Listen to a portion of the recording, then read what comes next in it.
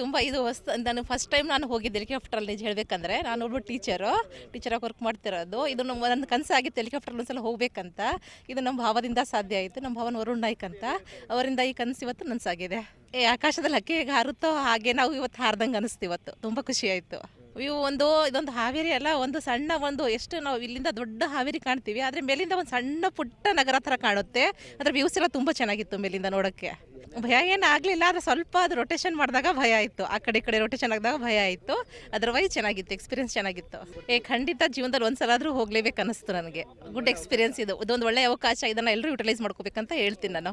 ವಿಶೇಷ ಹೌದು, ನಾನು ಸಹ ಎಲ್ಲೂ ಕಂಡಿಲ್ಲ. ನಾನು ಜಾತ್ರೆ ಅಂದರೆ ಕೇವಲ ನಾವು ವೀಲ್ ಚೇರು, ಇದು ಮತ್ತು